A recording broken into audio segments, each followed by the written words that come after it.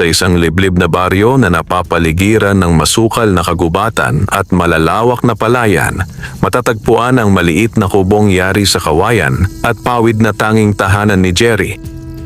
Nakadikit ito sa gilid ng bukid, halos nakasandal sa isang matandang punong mangga na tila matagal ng saksi sa hirap at pagtitiis ng binata. Bata pa lamang si Jerry ay sanay na siya sa gutom. Hindi na niya maalala kung kailan siya huling nabusog ng lubos.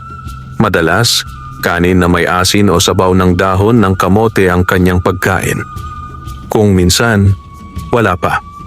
Kapag tag-ulan at hindi makapagtrabaho sa bukid, buong maghapon siyang nagtitiis sa kumakalam na sikmura. Maaga pa lamang ay gising na siya.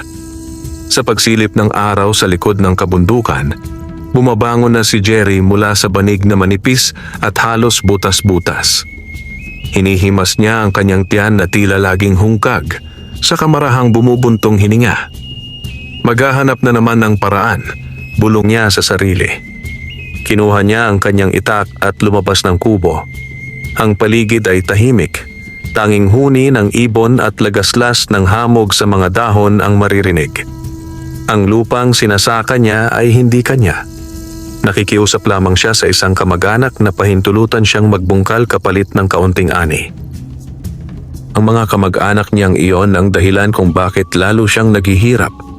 Sila ang pamilya ng kanyang tiyuhin. Mayayaman, may malalawak na lupain at maraming alagang hayop. Ngunit sa kabila ng kanilang kayamanan, kuripot sila at puno ng inggit. Ayaw nilang makitang umaangat kahit kaunti si Jerry. Kapag may magandang ani, agad nilang binabawasan ang parte niya. Kapag may tulong na dumarating sa baryo, sinisigurado nilang hindi siya kasama sa listahan. Para sa kanila, si Jerry ay isang pasanin, isang palamunin, isang walang silbi. Ngunit hindi nagrereklamo si Jerry. Tahimik niyang tinatanggap ang lahat. Buong umaga siyang nagbungkal ng lupa. Tirik ang araw, pawisan ang kanyang noo, at nangingitim ang balat sa init. Ngunit hindi siya humihinto. Sa bawat paghampas ng araro sa lupa, iniisip niya ang munting pag-asang balang araw ay magbabago ang kanyang kapalaran. Nang sumapit ang tanghali, naupo siya sa lilim ng puno. Pinuksan niya ang maliit na supot na dala. Isang dakok na kanin. Wala ng ulam. Pinagmasdan niya ito sandali sa kamarahang ngumiti. "Salamat pa rin," bulong niya. Kinain niya iyon ng dahan-dahan, wari tinatamasa ang bawat butil. Ngunit matapos ang ilang subo, wala na agad. Muli na namang kumalam ang kanyang tiyan. Sa kanyang pag-uwi, napadaan siya sa gilid ng gubat. May kakaibang katahimikan doon. Hindi ito karaniwang lugar na pinupuntahan ng mga tao. Ayon sa matatanda, may mga nilalang daw na naninirahan sa kailaliman nito. Mga espiritu, mga diwata, at mga hindi nakikitang bantay. Ngunit hindi takot si Jerry. Mas takot pa siya sa gutom kaysa sa mga alamat. Napansin niya ang isang makitid na daan na tila bagong bukas. Parang may humakbang doon kamakailan. Natukso ang kanyang kuryosidad. Baka may mapitas na prutas, naisip niya. Pumasok siya sa loob ng gubat. Habang lumalalim siya, mas nagiging makapal ang mga puno. Tumidilim ang paligid kahit tanghaling tapat. Ang hangin ay malamig at may dalang kakaibang amoy. Tila pinaghalong lupa, lumot at usok. Maya-maya, may nasilayan siyang kakaiba. Sa gitnaan ng isang maliit na linisan, may nakapatong na kaldero. Malaki ito. Itim na itim. Makintab kahit natatakpan ng alikabok. Nasa ibabaw ito ng 3 bato na parabang ginamit kamakailan. Napahinto si Jerry. Hindi siya agad lumapit. Pinagmasdan niya muna ang paligid. Tahimik. Walang tao. Walang hayop. Tanging huni ng kuliglig at pagaspas ng dahon. Kanino kaya to? Bulong niya. Dahan-dahan siyang lumapit. Hinawakan niya ang hawakan ng kaldero. Mainit-init pa. Nagtaka siya. May nagluto dito? Tanong niya sa sarili. Ngunit wala namang bakas ng apoy. Walang abo. Walang kahoy na nasunog. Parang bigla na lamang lumitaw ang kaldero. Tinakpan niya ito. Nang kanyang buksan, muntik na siyang mapaatras sa gulat. Sa loob ay may kanin. Mainit. Maputi. Malambot. May kasamang ulam. Tinolang manok na may sayote. Singaw pa ang sabaw. Napatitig si Jerry. Hindi siya makapaniwala. Nilapitan niya. Inamoy. Totoo. Hindi ilusyon. Hindi panaginip. Panginoon, totoo ba to? Pabulong niyang sambit. Biglang kumalam ng malakas ang kanyang tiyan. Para bang nagpapaalala. Hindi na siya nag-isip pa. Kumuha siya ng dahon, ginawang sandok, at sumalok ng kanin at ulam. Isinubo niya. At doon niya naranasan ang pinakamasarap na pagkain sa buong buhay niya. Mainit. Masarap. Sakto ang timpla. Parang lutong may pagmamahal. Napaluha siya habang kumakain. Hindi niya namalayang nauubos na ang laman ng kaldero. Ngunit nang kanyang silipin muli, nagulat siya. Puno na naman ito. Parang walang nabawas. Paano nangyari to? Bulong niya. Muli siyang kumuha. Kumain. At muli napuno. Paulit-ulit. Walang katapusan. Nang mapagtanto niya ang nangyayari, napaluhod siya. Salamat po. Umiiyak niyang sambit. Salamat po. Hindi niya alam kung kanino siya nagpapasalamat. Sa Diyos, sa kalikasan, o sa kung sino mang may gawa nito. Ang mahalaga, sa wakas, hindi na siya magugutom. Maingat niyang binuhat ang kaldero. Kahit mabigat, pinilit niyang dalhin pa uwi. Habang naglalakad, pakiramdam niya ay may matang nakamasid sa kanya mula sa dilim ng kagubatan. Ngunit hindi siya lumingon. Mas mahalaga ang dala niya. Pagdating sa kanyang kubo, inilapag niya ang kaldero sa gitna ng sahig. Umupo siya sa harap nito, wari natatakot pang mawala kapag pumikit siya. Muli niya itong binuksan. May pagkain. Nakangiti siyang napaupo. Sa unang pagkakataon sa kanyang buhay, busog siya. At hindi lamang sa tiyan, kundi pati sa pag-asa. Hindi niya alam na ang mahiwagang kalderong iyon ang magiging simula ng pinakamalaking pagsubok sa kanyang buhay. Mga pagsubok na maglalantad sa inggit ng kanyang kamag-anak, sa galit ng mambabarang, at sa lihim na kapangyarihang nakatago sa kanyang tadhana. Sa gabing iyon, mahimbing na natulog si Jerry. Hindi niya alam na sa kabilang dulo ng baryo may mga matang nakamasid at may pusong nagsisimula ng mainggit. Kinabukasan, nagising si Jerry ng mas maaga kaysa karaniwan. Hindi dahil sa gutom, kundi dahil sa pananabik.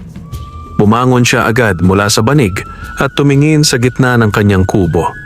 Naroon pa rin ang kaldero. Tahimik. Walang galaw. Ngunit para sa kanya, tila ito'y buhay. Tila may sariling hininga at lihim. Lumapit siya. Dahan-dahan niyang inangat ang takip.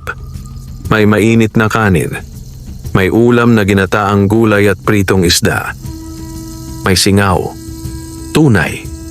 Napaupo siya sa sahig at napangiti. Hindi na siya nanaginip. Totoo ang lahat. Kumuha siya ng sandok na kahoy at kumain. Hindi na siya nagmadali. Ngayon, alam niyang hindi mauubos ang pagkain. Sa bawat subo, dama niya ang kakaibang lakas na pumapasok sa kanyang katawan. Parang bumibigat ang kanyang mga bisig. Parang humihigpit ang kanyang dibdib. Parang muling nabubuhay ang kanyang pag-asa. Matapos kumain, naghanda siyang magtungo sa bukid. Ngunit bago umalis, pinag-isipan niya ang kaldero. Hindi niya ito maaaring iwan basta-basta. Baka may makakita. Baka maagaw. Baka mawala. Kaya itinago niya ito sa ilalim ng banig, tinakpan ng lumang sako at tuyong dahon. saka siya umalis. Sa bukid, kapansin-pansin ang pagbabago kay Jerry. Mas tuwid ang kanyang lakad. Mas mabilis ang kanyang kilos. Hindi na siya agad napapagod. Kahit tirik ang araw, tuloy pa rin siya sa pagbubungkal. Napansin iyon ng mga tao, lalo na ng kanyang mga kamag-anak. Sa di kalayuan, nakatayo ang kanyang pinsang si Ramon, ang panganay na anak ng tiyuhin niya. May dala itong tabako at nakasombrero, habang pinagmamasdan si Jerry na walang humpay sa pagtatrabaho. Parang iba na siya, bulong ni Ramon. Lumapit si Tomas, isa pa nilang kamag-anak. Oo nga, dati kalahating araw pa lang, hinihingal na yan, ngayon parang kalabaw. Napakunot no si Ramon. At saka, napansin mo ba? Parang tumaba ng konti. Napatingin silang dalawa kay Jerry. Totoo nga, hindi na mukhang payatot ang binata. May konting laman na ang pisngi. May sigla ang mata. May liwanag sa mukha. Isang bagay na matagal nang nawala sa kanya. Nang magtanghali, naupo si Jerry sa lilim ng puno. Hindi na niya binuksan ang kanyang supot. Wala na roon. Wala na siyang dalang pagkain. Ngunit hindi siya nag-alala. Alam niyang pag-uwi niya, may naghihintay. Sa halip, pumikit siya at nagpahinga. Habang nakapikit, hindi niya napansing may mga matang nagmamasid sa kanya. Mga matang puno ng pagdududa. At unti-unting napupuno ng inggit. Pagdating ng hapon, umuwi siya. Pagpasok sa kubo, agad niyang tinungo ang kaldero. Binuksan. May pagkain. Ngumiti siya. Naglutang sa kanyang isip ang isang ideya. Siguro, pwede kong tulungan si Aling Rosa, bulong niya. Si Aling Rosa ay isang matandang balo sa kabilang dulo ng baryo. Madalas ay walang makain at umaasa lamang sa bigay ng kapitbahay. Kumuha siya ng palayok, nagsalin ng kanin at ulam mula sa mahiwagang kaldero. Mainit pa rin kahit ilang minuto na. Dinala niya ito kay Aling Rosa. Pagdating niya roon, nadatnan niya ang matanda na nakaupo sa sahig, hawak ang tiyan. Jerry? Gulat na sambit nito. Anak, anong sadya mo? Inay, may dala po akong pagkain, sagot niya. Inilapag niya ang palayok. Nang buksan ito ng matanda, napanganga. Diyos ko, ang dami at ang bango. Kain po kayo, mahinang sabi ni Jerry. Napaiyak si Aling Rosa habang kumakain. Matagal na akong hindi nakakain ng ganito, wika nito. Nang gabing iyon, kumalat ang balita. May nagsabi na si Jerry raw ay laging may pagkain. May nagsabi na may tagong kabuhayan. May nagsabi na may nagmamalasakit na diwata. Unti-unting dumami ang mga taong kumakatok sa kanyang kubo. Mga batang gutom, mga inang walang maipakain, mga matandang nanghihina. Hindi niya sila tinanggihan. Pinapakain niya ang lahat. Hindi niya iniisip ang sarili. Ang mahalaga, wala nang magugutom. Ngunit sa bawat taong natutulungan niya, may isang pusong lalong tumitigas sa inggit. Sa bahay ng kanyang tiyuhin, nagtipon ang pamilya. Naroon si Ramon. Naroon si Tomas. Naroon ang tiyuhin niyang si Berto. At saan niya kinukuha yan?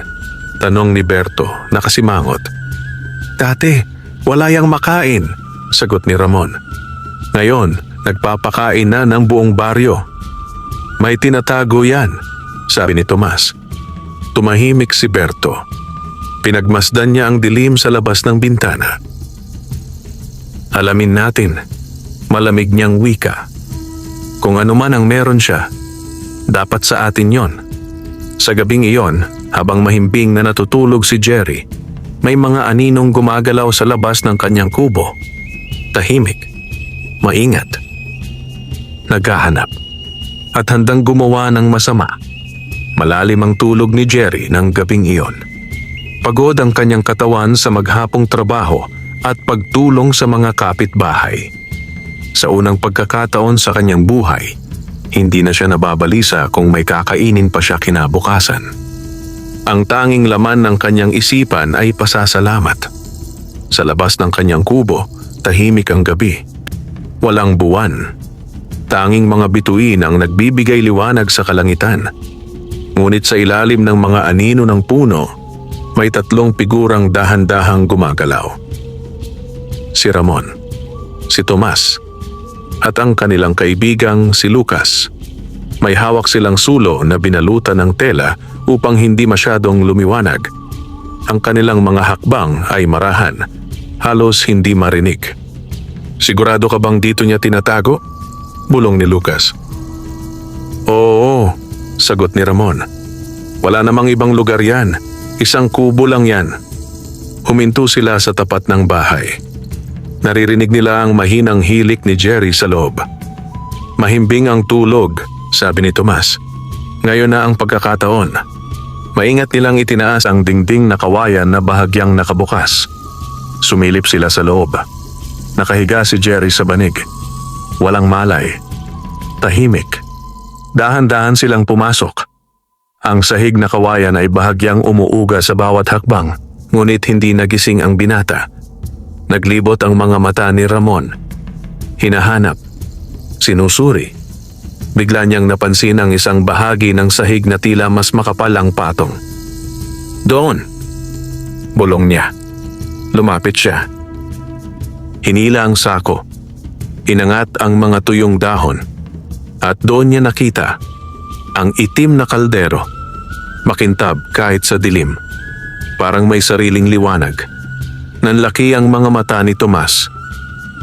"Iyan na nga." Maingat nilang binuhat. Mabigat. Ngunit hindi sila umatras. Tahimik nilang inilabas ang kaldero.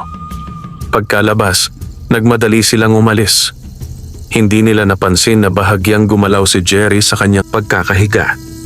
Parang may kutob. Ngunit hindi siya nagising. Pagdating nila sa bahay ni Berto, agad nilang ipinasok ang kaldero sa kusina. Nandoon ang tiyuhin nilang naghihintay. "Yan ba?" tanong nito. "Oh," sagot ni Ramon, hinihingal. Inilapag nila ang kaldero sa gitna ng mesa. Tahimik silang nakapaligid dito. Parang may sinasamba. Dahan-dahang binuksan ni Berto ang takip. Napahinto ang lahat. May mainit na pagkain. May kanin. May adobong manok. May sabaw. May singaw. "Totoo nga," bulong ni Tomas. Ngumiti si Berto. Isang malamig na ngiti.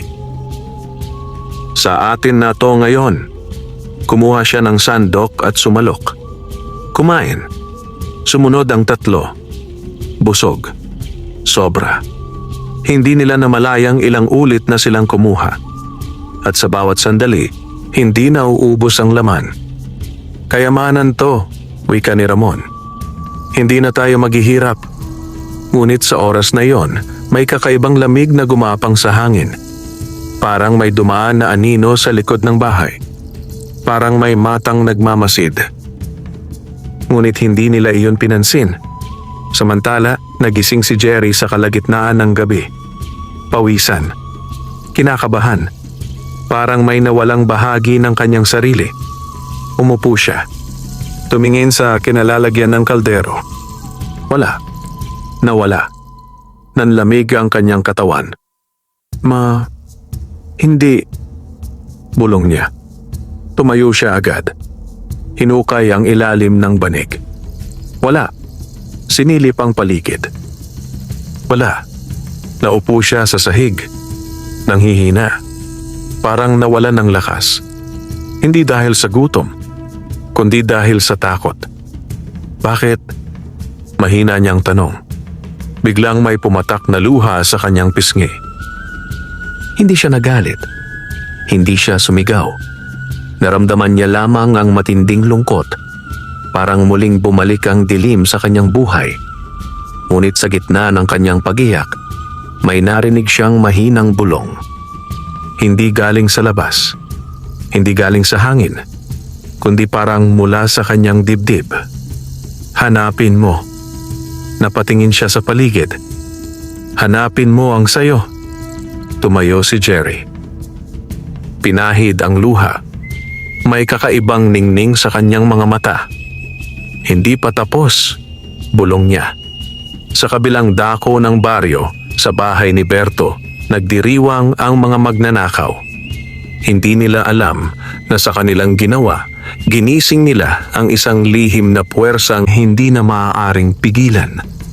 At ang kanilang kapalaran ay unti-unti nang binabalot ng dilim.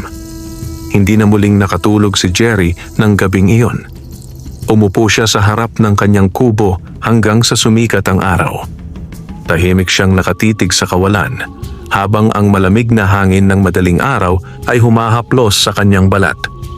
Wala na ang kaldero. Wala na ang himala. Ngunit may naiwan. Isang kakaibang init sa kanyang dibdib. Parang may mumunting apoy na hindi namamatay. Nang magbukang liwayway, tumayo siya. Hindi siya umiyak. Hindi siya nagreklamo. Sa halip, nagdasal siya. Tahimik. Taos puso. Humingi siya ng lakas. Humingi siya ng gabay. At humingi siya ng tapang. Pagkatapos, kinuha niya ang kanyang itak at nagtungo sa bukid, gaya ng dati. Ngunit ramdam ng lahat na may nagbago. Hindi na siya ang dating Jerry na tahimik at laging yumuyuko. May kakaibang tikas na ngayon ang kanyang tindig. Sa bukid, napansin agad ito ng mga tao. Parang mas seryoso siya ngayon. Bulong ng isang magsasaka. Oo, sagot ng isa. Parang may pasan sa puso. Tahimik na nagtrabaho si Jerry buong umaga. Hindi niya binanggit kanino man ang pagkawala ng kaldero. Hindi niya isinumbong. Hindi niya inireklamo. Ngunit sa kanyang isipan, unti-unting nabubuo ang hinala. Alam niya kung sino ang may kakayahang gumawa noon. Alam niya kung sino ang may dahilan.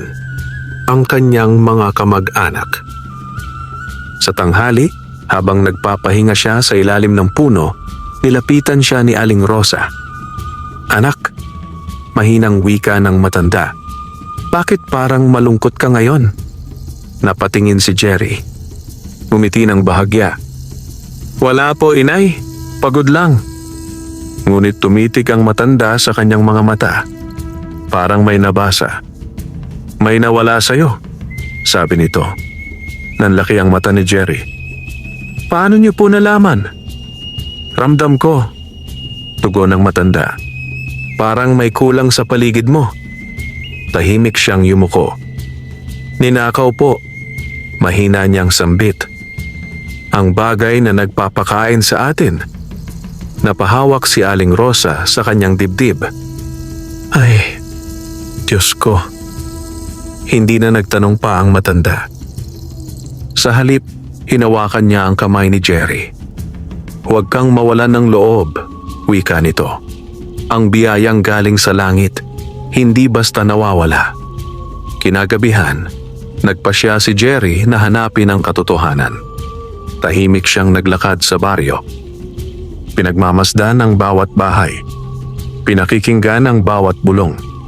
Hanggang sa makarating siya sa bahay ng kanyang tiyuhin. May liwanag sa kusina kahit gabi na. May tawanan. May amoy ng masarap na ulam. Napahinto siya. Dahan-dahan siyang lumapit. Sumilip sa siwang ng dingding. At doon niya nakita ang itim na kaldero. Nasa gitna ng mesa. Napapaligiran ni Berto, Ramon, Tomas at Lucas. Kumakain sila. Nagtatawanan. Busog na busog. Parang wala silang konsensya. Nanikip ang dibdib ni Jerry. Parang sinakal lang kanyang paghinga. Ngunit hindi siya pumasok. Hindi siya sumigaw. Hindi siya nagalit. Umalis siya. Tahimik. May dalang mabigat na pasya.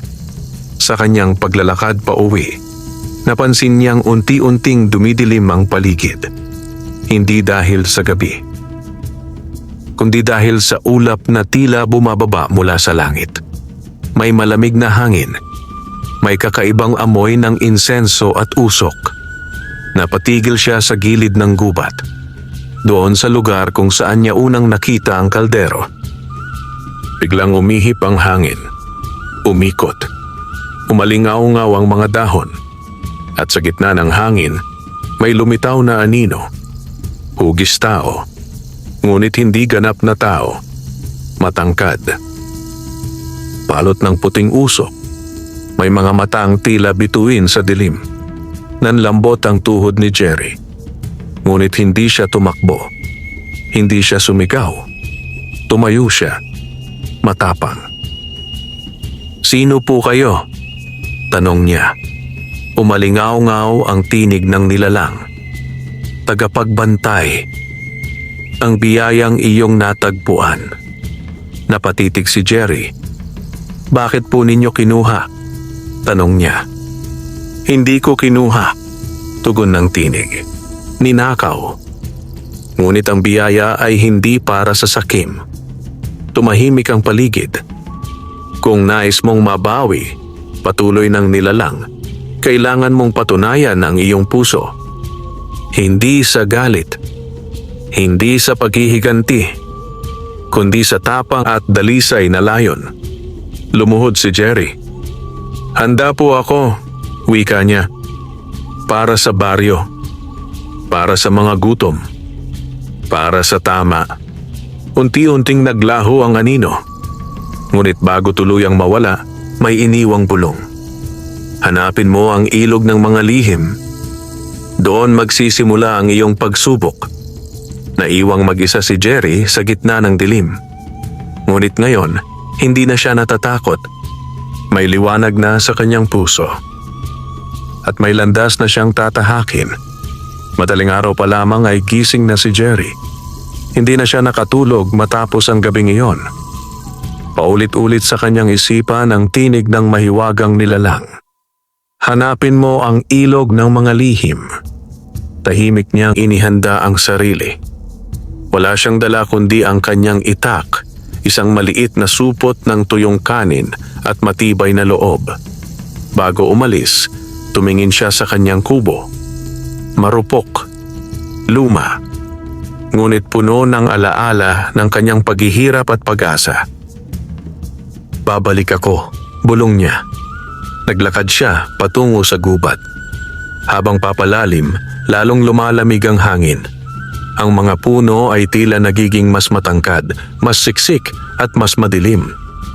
Ang mga sinag ng araw ay bahagya na lamang nakakapasok. Parang ibang mundo. Tahimik, mabigat, may pakiramdam na may nagbabantay. Makalipas ang halos 2 oras na paglalakad, narinig niya ang tunog ng umaagos na tubig. Malakas, paulit-ulit, parang bulong ng libu-libong tinig. Sumunod siya sa tunog hanggang sa marating ang isang ilog. Malinaw ang tubig, parang salamin. Kumikislap sa liwanag, ngunit kakaiba ang paligid. Walang ibon, walang kuliglig, walang hangin, tanging lagaslas ng tubig. Ito ang ilog ng mga lihim. Lumuhod si Jerry sa pampang. Sinilip ang tubig. Sa halip na sariling refleksyon, ibang larawan ang kanyang nakita. Ang kanyang pagkabata. Siya, napayat at gutom. Umiiyak sa tabi ng bukid. Walang tumutulong. Napaurong siya. Ngunit hindi siya umalis. Muling tumingin. Nagbago ang larawan. Nakita niya ang sarili na pinagtatawanan ng kanyang mga kamag-anak. Pinapalayas. Minamaliit. Tinatawag na walang silbi. Kumirot ang kanyang dibdib. Ngunit nanatili siya. Sa ikatlong pagkakataon, muli siyang sumilip. Nakita niya ang sarili na may hawak na kaldero. Napapaligiran ng mga taong kanyang pinapakain. Masaya. Nagpapasalamat. May liwanag sa mga mata. Napaluha siya. Doon niya naunawaan. Ipinapakita ng ilog ang kanyang nakaraan, sakit at tunay na layon. Biglang umalon ang tubig. May umangat mula sa gitna ng ilog. Isang matandang lalaki, balot ng basang balabal. Maputi ang buhok, mahaba ang balbas.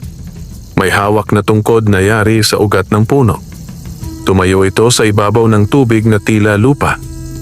"Jerry!" wika nito. Nagulat ang binata. "Po, paano ninyo po alam ang pangalan ko?" "Alam ng ilog ang lahat," sagot ng matanda. "Ako ang tagapag-ingat ng mga lihim." Lumuhod si Jerry. "Hinahanap ko po ang aking pagsubok," wika niya. "Gusto kong mabawi ang biyayang ninakaw." Tumitig ang matanda sa kanyang mga mata. "Handa ka bang harapin ang iyong galit?" Nanahimik si Jerry. Naalala niya ang kanyang tiyuhin, ang kanyang mga pinsan, ang pagnanakaw, ang panlilinlang. "May galit po ako," amin niya. "Pero ayokong maghiganti." Ngumiti ang matanda. Magandang simula. Itinaas nito ang tungkod. Biglang umikot ang tubig, parang ipo-ipong gawa sa kristal. Mula rito, may lumitaw na isang maliit na sisidlan. Hugis bilog, gawa sa bato. May ukit na mga sinaunang simbolo. Lumutang ito sa harap ni Jerry. "Ito ang sisidlan ng loob," wika ng matanda. "Dito mo ilalagay ang iyong pinakamalalim na damdamin." Inggit, galit, takot, pangarap. Kailangan mong punuin ito ng katotohanan. Dahan-dahang inabot ni Jerry ang sisidlan. Pagkahawak niya, may init na gumapang sa kanyang palad. Parang may dumadaloy mula sa kanyang puso. Bigla siyang napaluhod. Parang may hinuhugot sa kanyang dibdib. Nakita niya sa isipan ang lahat ng sakit, lahat ng luha, lahat ng pangarap. Isa-isang pumasok sa sisidlan. Unti-unting nagliwanag ang bato, hanggang sa ito'y kumislap na parang bituin. Nang matapos, napahingal si Jerry. Ngunit magaan ang pakiramdam. Parang nabunutan ng tinik ang kanyang puso. Tinanggap ng matanda ang sisidlan. Sinuri. Tumango.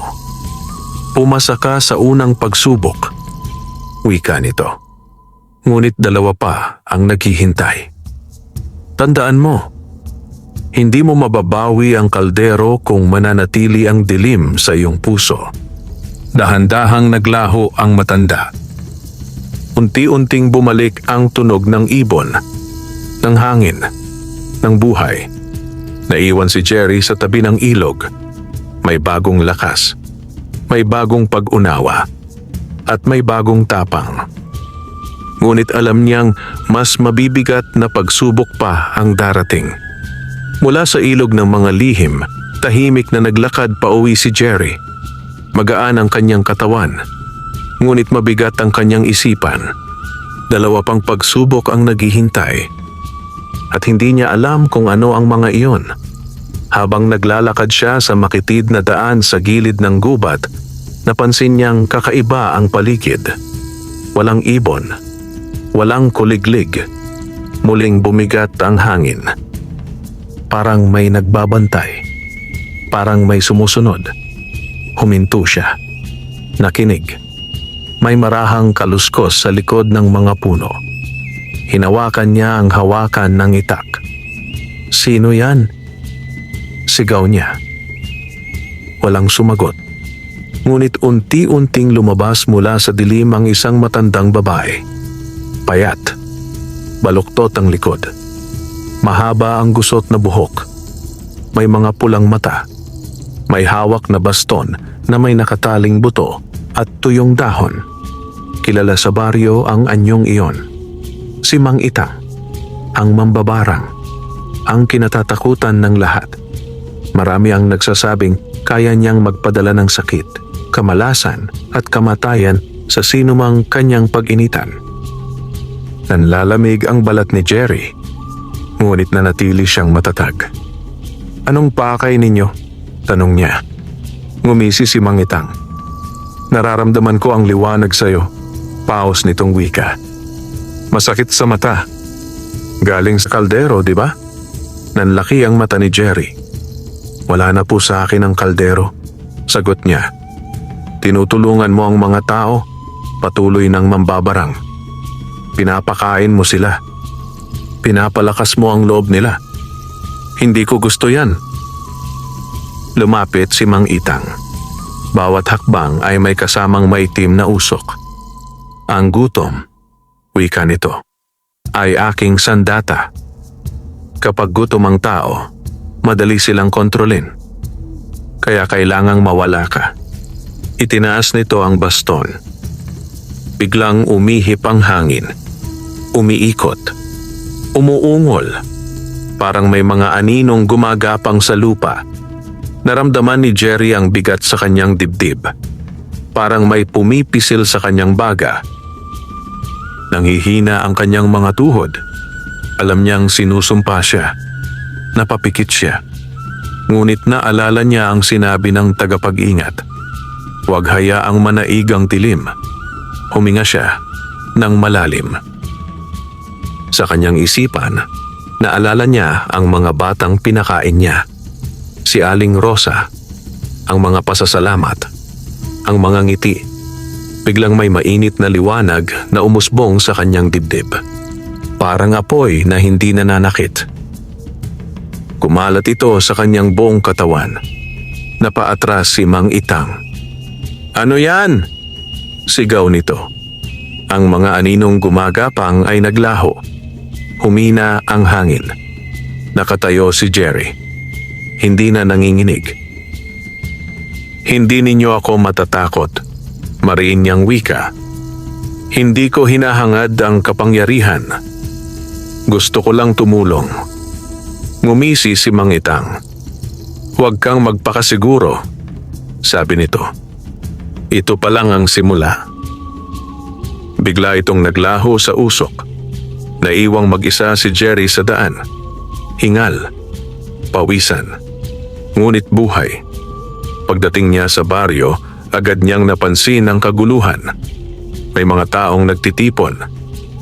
May umiiyak. May nag-aalala. Nilapitan niya ang mga ito. Anong nangyari? Tanong niya. Si Aling Rosa, sagot ng isang babae. Nagkasakit bigla. Hindi makabangon. Parang sinasakal ang hininga. Nanikip ang dibdib ni Jerry. Naunawaan niya agad. Sumpa. Ang unang ganti ng mambabarang. Nagmadali siyang pumunta sa bahay ng matanda. Nandoon si Aling Rosa. Maputla. Pawisan. Hinihingal. Parang may humihila sa kanyang kaluluwa. Lumuhod si Jerry sa tabi nito. Hinawakan ang kamay. Inay. Bulong niya.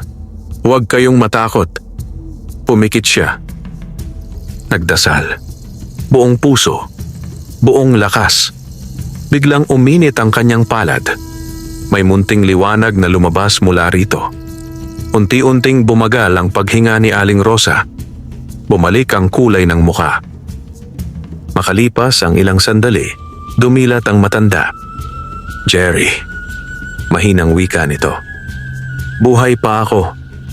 Napaluha ang mga tao sa paligid. Napatitig si Jerry sa kanyang mga kamay. Hindi niya alam kung paano. Ngunit alam niya kung bakit. Dahil sa kanyang dalisay na hangarin. Sa gabing iyon, kumalat ang balita. May kapangyarihan si Jerry.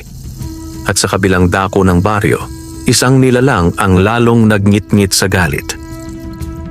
Ang digmaan ng liwanag at dilim ay nagsimula na. Hindi na bumalik si Jerry sa kanyang kubo ng gabing iyon. Nanatili siya sa bahay ni Aling Rosa upang bantayan ito. Natatakot siyang bumalik ang sumpa ng mambabarang. Tahimik siyang nakaupo sa isang sulok. Hawak ang kanyang itak habang pinagmamasdan ang mahinang paghinga ng matanda. Sa labas, mabigat ang hangin. Parang may paparating na unos. Bandang hating gabi, biglang lumamig ang paligid. Namatay ang mga ilawan. Tumigil ang huni ng mga kuliglig. At sa gitna ng katahimikan, may marahang tinig na umalingaw-ngaw. Jerry! Napalingon siya. Sa tabi ng bintana, may unti-unting nabubuong liwanag. Hugis tao. Mas malinaw kaysa noong una niyang nakita. Ito ang tagapagbantay. Ngunit ngayon, mas maliwanag. Mas matatag. Dumating na ang ikalawang pagsubok. Wika nito. Tumayo si Jerry. Handa po ako, sagot niya. Ngunit tandaan, babala ng nilalang. Ito ang pinakamahirap. Kailangan mong harapin ang apoy ng iyong puso. Biglang naglaho ang silid. Parang hinigop ng hangin. Sa isang kisap mata, napunta si Jerry sa gitna ng isang malawak na kapatagan na puno ng apoy. Hindi ito ordinaryong apoy. Asul, kinto, pula. Iba-iba ang kulay. At hindi ito nakapapaso. Ngunit nakapapasakit sa damdamin. Sa paligid, may mga larawan na lumilitaw mula sa apoy. Nakita niya ang kanyang tiyuhin. Nakangiti. Inaabot sa kanya ang kaldero.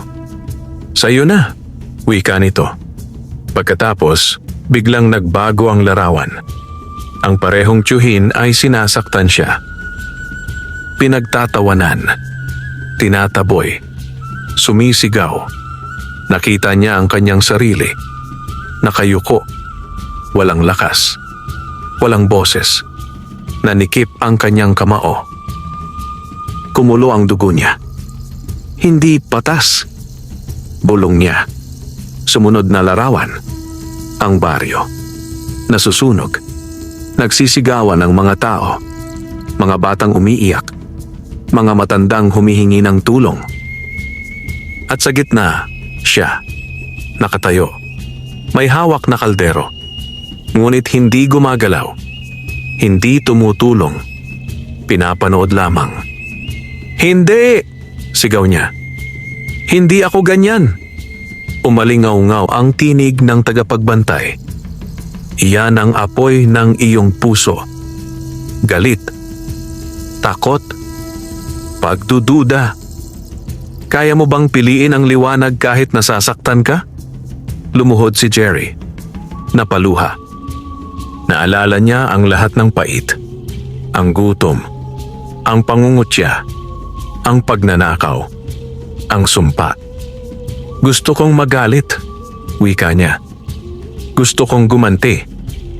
Pero mas gusto kong magpagaling. Mas gusto kong magligtas. Tumayo siya. Hinarap ang apoy. Hindi siya umatras. Hindi siya pumikit. Sa halip, ibinukan niya ang kanyang mga bisig.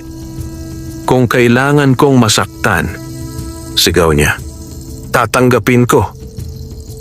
Basta huwag madamay ang iba. Biglang sumiklab ang apoy. Tinakpan siya. Ngunit sa halip na masunog, nabalot siya ng mainit na liwanag. Parang yakap. Parang basbas. Nang humupa ang apoy, nakatayo pa rin siya. Walang sugat. Walang paso. Ngunit may bagong ningning sa kanyang mga mata. Muling lumitaw ang tagapagbantay. Napagtagumpayan mo ang ikalawang pagsubok, wika nito. Pinili mo ang awa kaysa galit. Liwanag kaysa dilim. Muling naglaho ang kapatagan. Bumalik siya sa silid ni Aling Rosa. Tahimik. Mapayapa. Parang walang nangyari. Ngunit alam ni Jerry na nagbago siya. Mas matatag. Mas malinaw ang layon. Sa labas, sa isang liblib na kubo sa gilid ng baryo, nakaluhod si Mang Itang. Hawak ang isang manika na yari sa dayami. May buhok ni Jerry. May patak ng dugo. Hindi pa ito tapos, bulong nito. Ihahanda ko ang huling sumpa. At sa kalangitan, unti-unting nagdidilim ang mga ulap. Ang pinakamabigat na laban ay papalapit na. Madaling araw pa lamang ay nagising si Jerry sa isang masamang kutob. Parang may malamig na kamay na humaplos sa kanyang puso. Mabigat ang kanyang paghinga. Mabigat ang hangin. Tahimik ang baryo. Masyadong tahimik. Walang manok na tumitilaok. Walang aso na tumatahol. Walang batang naglalaro. Parang patay ang buong paligid. Tumayo siya at lumabas ng bahay ni Aling Rosa. Sa labas, nababalot ng manipis na hamog ang mga daan. Ngunit ang hamog ay may halong itim na usok. Parang lason. Sinimulan na niya. Bulong ni Jerry. Mula sa malayo, may narinig siyang sigaw. Isang babae. Sunod ang isa pa. At isa pa. Nagmadali siyang tumakbo. Sa gitna ng baryo, nagkakagulo ang mga tao. May mga nakahandusay. May mga nangingisay. May mga hindi na gumagalaw. Maputla ang balat. Maitim ang mga ugat. Parang sinipsip ang kanilang buhay. Sinusumpa tayo, sigaw ng isang lalaki. Mamamatay tayo lahat. Nanlalamig ang katawan ni Jerry. Ito na ang huling sumpa. Mas malakas. Mas malupit. Mas mapanganib. Biglang may umalingaw-ngaw na halakhak mula sa hangin. Hindi ko kayo papatawarin. Lumitaw si Mang Itang sa gitna ng usok. Ngayon ay mas demonyo ang anyo. Mas maitim ang balat. Mas mapula ang mga mata. May itim na mga ugat sa mukha. Wala na kayong takas, sigaw nito. Nasa akin na ang kaluluwa ng baryo. Humakbang si Jerry pasulong. Huwag ninyo silang idamay, mariin niyang wika. Ako ang kalaban ninyo. Ngumisi ang mambabarang. Hindi ka pa tapos sa pagsubok mo, sagot nito. Kung gusto mong mabuhay sila, isuko mo ang sarili mo. Tumahimik ang paligid. Napatingin ang mga tao kay Jerry. May takot. May pag-asa. May luha. Naalala ni Jerry ang kanyang mga pinagdaanan. Ang gutom. Ang kaldero. Ang tulong. Ang pagsubok. Ang liwanag. Isang hakbang pasulong. Handa ako, wika niya. Basta pakawalan ninyo sila. Tumawa si Mang Itang. Ganyan ang gusto ko. Itinaas nito ang baston. Biglang bumukas ang lupa sa ilalim ni Jerry. Nahulog siya sa dilim. Sa isang iglap, napunta siya sa isang malawak na kawalan. Walang lupa. Walang langit. Tanging itim na espasyo. At sa gitna nito, isang salamin. Malaki. Makintab. Lumapit siya. Nakita niya ang sarili. Ngunit iba. Mapait ang muka. Matalim ang mata. May hawak na itim na kaldero. Napapaligiran ng mga taong takot. Umiiyak. Ako yan? Bulong niya. Nagsalita ang salamin. Ito ang magiging ikaw. Kapag pinili mo ang kapangyarihan kaysa puso. Kapag ginamit mo ang biyaya para sa sarili. Kapag naging katulad mo sila. Nanikip ang dibdib ni Jerry. Hindi ko hahayaang mangyari yan, sagot niya. Mas pipiliin kong mawala kaysa maging halimaw. Biglang nabasag ang salamin. Kumalat ang liwanag. Mula sa liwanag, lumitaw ang tagapagbantay. Ito ang huling pagsubok, wika nito. Handa ka bang ialay ang lahat? Kahit ang sariling buhay? Lumuhod si Jerry. Opo, sagot niya. Kung iyon ang kailangan. Sa kanyang dibdib, may sumiklab na gintong apoy. Hindi masakit. Mainit. Busog sa pag-ibig. Unti-unting kumalat ito sa buong katawan niya. Nang magmulat siya, nasa gitna na siya ng baryo. Nakatayo sa harap ni Mang Itang. Nagniningning ang kanyang katawan. Parang liwanag ng araw. Napaatras ang mambabarang. Hindi, sigaw nito. Ito'y imposible. Ngumiti si Jerry. Hindi ako nag-iisa, wika niya. Kasama ko ang puso ng baryo. Itinaas niya ang kanyang kamay. Mula rito, sumabog ang liwanag. Tinaboy ang usok. Nilinis ang hangin. Unti-unting bumango ng mga tao. Humupa ang sumpa. Napasigaw si Mang Itang sa sakit. Unti-unting natunaw ang kanyang anyo. Naging abo. Naging hangin. Naglaho. Tahimik ang paligid. May liwanag na sumikat. May mga taong napaluha. May mga taong nagpasalamat. Ngunit si Jerry ay napaluhod. Hingal. Nanghihina. Parang nauubos ang lakas. Lumapit si Aling Rosa. "Anak!" Umiiyak nitong wika. Hinawakan ang kanyang kamay. "Salamat." Ngumiti si Jerry. Mahina. Ngunit totoo. Alam niyang isang hakbang na lamang ang natitira. Ang huling kabanata ng kanyang kapalaran ay malapit nang magbukas. Mahina ang sikat ng araw nang magising si Jerry. Hindi niya alam kung gaano siya katagal na wala ng malay. Ang alam lamang niya, mabigat ang kanyang katawan at parang hinigop ang lahat ng kanyang lakas. Dahan-dahan niyang iminulat ang kanyang mga mata. Kisame ng bahay ni Aling Rosa ang kanyang nakita. May amoy ng halamang singaw, tsa at mainit na sabaw. "Buhay pa ako," bulong niya. Sa tabi ng kanyang higaan, may mga taong nagbabantay. Si Aling Rosa, ang ilang kapitbahay, mga batang dati niyang pinapakain. Nang mapansin nilang gising na siya, sabay-sabay silang napaluha. "Jerry!" Sigaw ng isang bata. Gumising na siya. Lumapit si Aling Rosa at hinawakan ang kanyang noo. "Salamat sa Diyos." Umiiyak nitong wika. "Akala namin mawawala ka na." Mahina siyang ngumiti. "Pasensya na po kung nag-alala kayo," sagot niya. "Basta ligtas na kayo. Ayos na." Napatungo ang mga tao. "Kung hindi dahil sa'yo," wika ng isang lalaki, "wala na kami. Niligtas mo ang buong baryo." Nanlaki ang mata ni Jerry. "Hindi po ako," sagot niya. "Tinulungan lang po ako." Tahimik siyang umupo. Sa kanyang dibdib, ramdam niya ang kakaibang kawalan. Wala na ang apoy. Wala na ang ningning. Parang bumalik siya sa pagiging karaniwang tao. Ngunit hindi siya nalungkot. Sa halip, nakaramdam siya ng kapayapaan. Maya-maya, may biglang umihip na malamig na hangin sa loob ng silid. Kumislap ang liwanag sa sulok. Unti-unting lumitaw ang tagapagbantay. Ngayon ay mas malinaw ang anyo nito. Mukha itong isang matandang lalaki na may mapayapang mata at kasuotan na tila gawa sa ulap.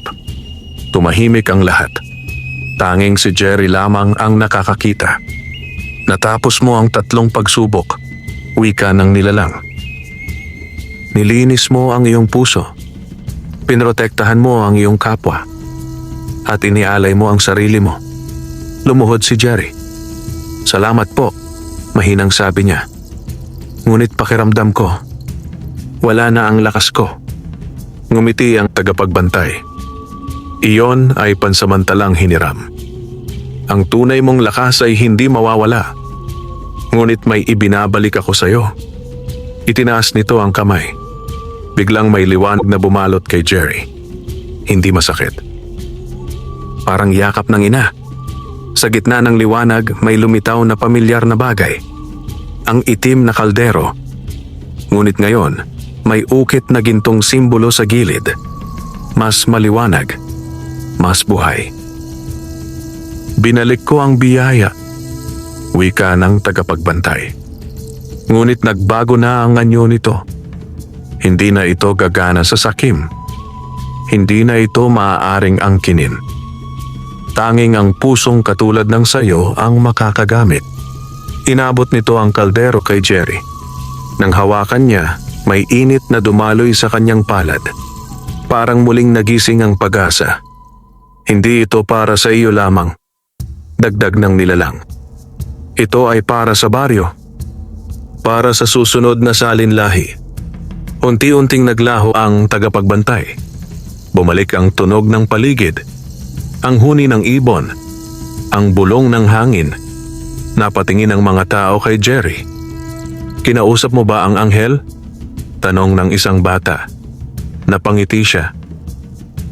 "Kaibigan," sagot niya. Mula noon, muling ginamit ni Jerry ang kaldero. Ngunit hindi nalihim. Ipinatayo nila ito sa gitna ng baryo, sa isang maliit na kubol na bukas sa lahat. Araw-araw, may mainit na pagkain. Para sa mahirap, para sa may sakit, para sa nagugutom. Wala nang nag-aagawan, wala nang nagtatago. Lahat ay tumutulong. Si Ramon, Tomas at Berto ay lumapit isang araw. Payat, tahimik, puno ng hiya. Lumuhod sila sa harap ni Jerry. "Patawad," wika ni Berto. "Nagkamali kami." Tinitigan sila ni Jerry. Walang galit, walang hinanakit. "Pinapatawad ko kayo," sagot niya. "Basta magbago tayo." At nagbago nga sila. Naging katuwang sa pagtulong. Naging tagapagtanggol ng baryo. Unti-unting umunlad ang lugar. Nagkaroon ng irigasyon.